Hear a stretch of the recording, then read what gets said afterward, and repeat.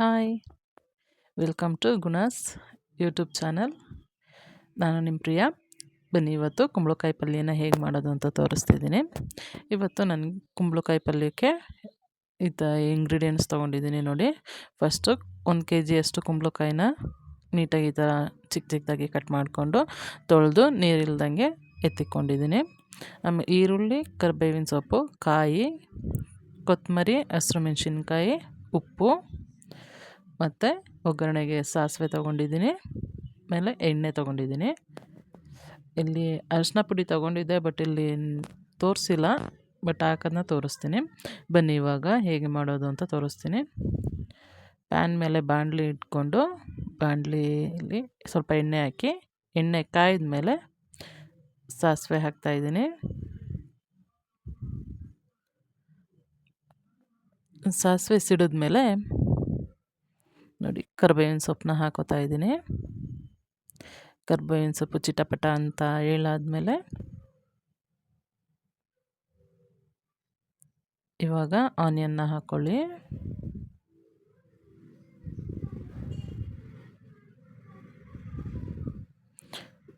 Flame ಸ್ವಲ್ಪ ಮೀಡಿಯಮಲ್ಲೇ ಇಟ್ಟಿರಿ, ಇಲ್ಲ ಅಂತ ಹೇಳಿದ್ರೆ ಕರಿಬೇವಿನ ಸೊಪ್ಪು ಸ್ವಲ್ಪ ಸೀದೋಗ್ಬಿಡುತ್ತೆ.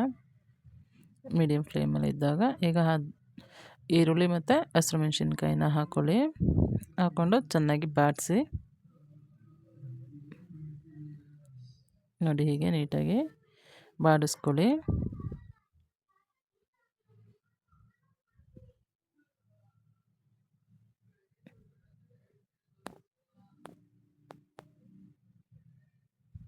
ತುಂಬಾ ಬೇಯಿಸ್ಬಾರ್ದು ಈರುಳ್ಳಿನ, ಬ್ರೌನ್ ಕಲರ್ ಆಗುವಾಗೆ ಸ್ವಲ್ಪ ಬೆಂದರೆ ಸಾಕು. ನೋಡಿ, ನಿಮಗೆ ಇಲ್ಲಿ ಈರುಳ್ಳಿ ಬೆಂದಿದೆ ಅಂತ ಗೊತ್ತಾಗುತ್ತಲ್ವ, ಕಲರು ಸ್ವಲ್ಪ ಚೇಂಜ್ ಆಗುತ್ತಲ್ವ. ಈಗ ಚೇಂಜ್ ಆಗಿದೆ ಅಂತ ಅನಿಸಿದ್ಮೇಲೆ ನೀವು ಕುಂಬಳಕಾಯಿನ ಹಾಕ್ಕೊಳ್ಳಿ.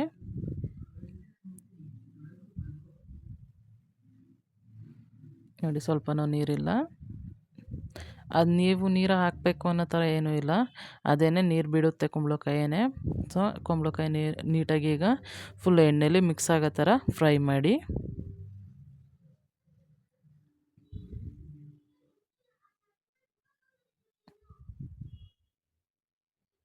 ನೀಟಾಗಿ ಫುಲ್ಲು ಒಗ್ಗರಣೆ ಮಿಕ್ಸ್ ಆಗೋ ಥರ ಕುಂಬಳಕಾಯಿಗೆ ಫ್ರೈ ಮಾಡ್ಕೊಳ್ಳಿ.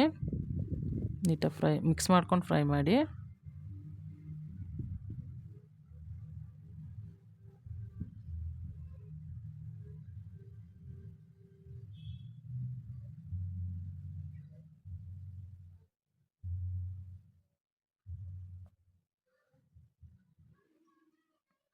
ನೀಟಾಗಿ ಫ್ರೈ ಮಾಡಿಕೊಂಡು ನೋಡಿ, ಅರಿಶಿನ ಪುಡಿ ನಿಮಗೆ ತೋರಿಸಿರಲಿಲ್ಲ ಅಲ್ವಾ, ಇಲ್ಲಿ ಹಾಕ್ತಾಯಿದ್ದೀನಿ. ಸ್ವಲ್ಪ ಅರಿಶಿನ ಪುಡಿ ಮತ್ತು ಸ್ವಲ್ಪ ಉಪ್ಪನ್ನ ಹಾಕ್ಕೊಂಡು ಮತ್ತೆ ಇನ್ನೊಂದು ಸಲ ನೀಟಾಗಿ ಫ್ರೈ ಮಾಡ್ಕೊಳ್ಳಿ. ಅರಿಶಿನ ಪುಡಿ ಆಪ್ಷನಲ್ಲು, ನಿಮಗೆ ಬೇಕಿದ್ರೆ ಮಾತ್ರ ಹಾಕಿ, ಇಲ್ಲ ನಮಗೆ ಸೇಮ್ ಆ ಕಲರೇ ಇಷ್ಟ ಆಗುತ್ತೆ ಅಂತ ಹೇಳಿದ್ರೆ ನೀವು ಅರಿಶಿನ ಪುಡಿ ಏನು ಹಾಕ್ಲಿಕ್ಕೆ ಹೋಗ್ಬೇಡಿ. ಈಗ ನೀಟಾಗಿ ಅರಿಶಿನ ಪುಡಿ ಮತ್ತು ಉಪ್ಪು ಮಿಕ್ಸ್ ಆಗೋ ಥರ ಎಲ್ಲದಕ್ಕೂ ಮಿಕ್ಸ್ ಮಾಡ್ಕೊಳ್ಳಿ. ಹೀಗೆ ಸ್ವಲ್ಪ ಬೇಯಲಿ ಬಿಡಿ. ಮಿಕ್ಸ್ ಎಲ್ಲ ಆದಮೇಲೆ ಸ್ವಲ್ಪ ಹಾಗೇ ಮುಚ್ಚಳ ಮುಚ್ಚಿ ಬೇಯಿಸಿ ಕುಂಬಳಕಾಯಿನ. ಲೋ ಫ್ಲೇಮಲ್ಲೇ ಇರಲಿ, ಹೈ ಫ್ಲೇಮ್ ಮಾಡಲಿಕ್ಕೆ ಹೋಗ್ಬಿಡಿ. ಲೋ ಫ್ಲೇಮಲ್ಲೇ ಫುಲ್ಲು ನೀಟಾಗಿ ಬೇಯಿಸಿ. ನೋಡಿ, ಆಲ್ಮೋಸ್ಟ್ ಇದೊಂದು 70% ಕುಂಬಳಕಾಯಿಗೆ ಇದರಲ್ಲೇ ಬೆಂದೋಗಿದೆ.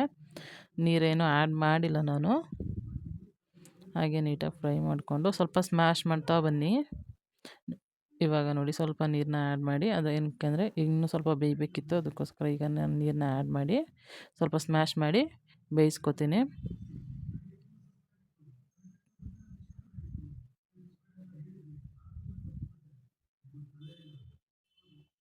ಮತ್ತು ಕವರ್ನ ಮಾಡಿ. ಇವಾಗ ನೋಡಿ, ಇದು ಫುಲ್ಲು ನೀಟಾಗಿ ಬೆಂದಿದೆ. ನಾನು ಹಾಗೆ ಎಲ್ಲ ಸ್ವಲ್ಪ ಸ್ಮ್ಯಾಶ್ ಮಾಡಿದ್ದೀನಿ ಆಲ್ರೆಡಿ. 1-2 ಸಲ ನಾನು ಮುಚ್ಚಳನ ಎತ್ತಿ ಸ್ಮ್ಯಾಶ್ ಮಾಡಿದ್ದೆ. ನೋಡಿ, ಹಾಕಿದಾಗ ನಮಗೆ ಇಷ್ಟು ತುಂಬ ಕಾಣಿಸ್ತು ಕುಂಬಳಕಾಯಿ. ಆದಮೇಲೆ ಇಷ್ಟೇ ಇರೋದು ಪಲ್ಯ, ಇಷ್ಟೇ ಆಗೋದು. ನೋಡಿ, ಇವಾಗ ಸ್ವಲ್ಪ ಕಾಯಿ ತುರಿ ಮತ್ತು ಕೊತ್ತಂಬರಿ ಸೊಪ್ಪನ್ನ ಹಾಕಿ ನೀಟಾಗಿ ಮಿಕ್ಸ್ ಮಾಡ್ಕೊಳ್ಳಿ. ನೋಡಿ, ತಕ್ಷಣ ಫುಲ್ಲು ನೋಡಿ ಇಷ್ಟೊಂದು ಹಾಕಿದ್ದಾರೆ, ಎಷ್ಟು ಮಾಡ್ತಿದ್ದೀವಿ ಅನ್ನೋ ಥರ ಕಾಣಿಸುತ್ತೆ. ಆಮೇಲೆ ಇಷ್ಟೇ ಬರೋದು ಕುಂಬಳಕಾಯಿ ಪಲ್ಯ. ಕಾಯಿ ಮತ್ತು ಕೊರಿಯಾಂಡರು ಅದು ಫುಲ್ಲು ನೀಟಾಗಿ ಮಿಕ್ಸ್ ಆಗೋ ಥರ ಮಿಕ್ಸ್ ಮಾಡ್ಕೊಳ್ಳಿ. ಎಲ್ಲ ಕಡೆಗೆ ತರೋಲಿ ಮಿಕ್ಸ್ ಆಗಿರಬೇಕು.